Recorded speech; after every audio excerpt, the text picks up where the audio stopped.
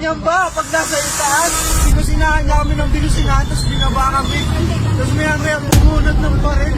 Tila wala nang kadala-dala ang mga sigang ito sa kalsada na kung saan isa na namang maliit na taong naghahanap buhay ang kinaya-kaya. Kaya naman panoorin mo ang nag-viral na video na ito kung papaano napahagulgol sa iyak ang isang Grab rider dahil sa ginawa sa kanya ng taga-LTO official.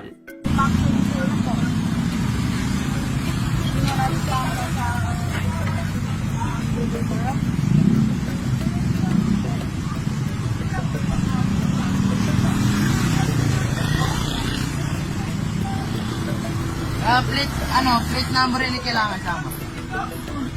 Nabulog ka. Ganun kasunod. Kanamanin ng kwan. Dapat kayo naman ka. Mangguidi yung bayadan.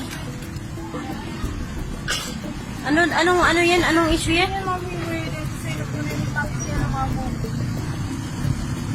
Grabe naman po si kuya, yung may-ari ng kotse. Binagsak niya po yung cellphone nung binagsak niya po yung cellphone. Ayun o. Lapitan po natin ng konti.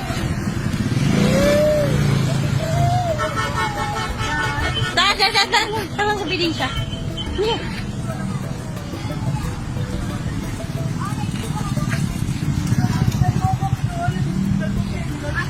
O nga po eh. Nakita ko po nung pagbalibag niya ng cellphone. Wala po. Hindi, wala. Yung cellphone ni kuya, binalibag niya. Kita ko. Kinuha nung lalaki. Nasa kanya hanggang ngayon? Pero hindi ko lang muna videoan yung pagkabalibag nung lalaki na sa cellphone ni kuya. Sige, wait lang ba? May baril po ba? Sige po. May baril po. Ayan mo kuya, nakulang po na marami naman po nakakita tsaka may ebidensya naman po.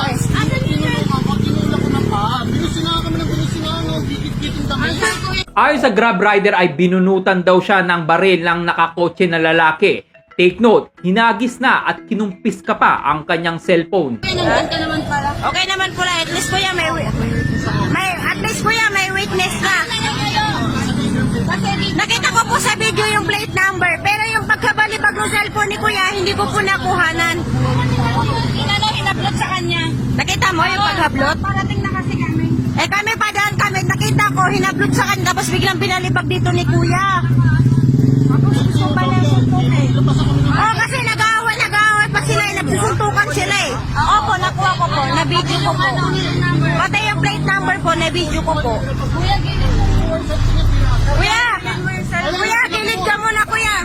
Kuya, igilid nyo mo po muna yung motor nyo kuya. Hayaan nyo po kuya, maraming ebidensya. Sabi na muna natin yung motor. Hindi ko na video yung pagkabalibag ng cellphone ni kuya, pero yung plate number na video ko. Kuya. Pa-LTO na lang po. Kita pa kayo, ngayon? Hindi na daw po. Hindi, wala po, wala. Busina ng busina. Nasira po kasi ako ng clutch, tapos naghanap kami ng motor shop. At tinulungan ako ni Kuya, dapat ako lang din ako magpapatulong sa kanya kasi makakabala ko to si Kuya. Tapos binusinahan niya kami ng binusinahan, tapos binaba kami.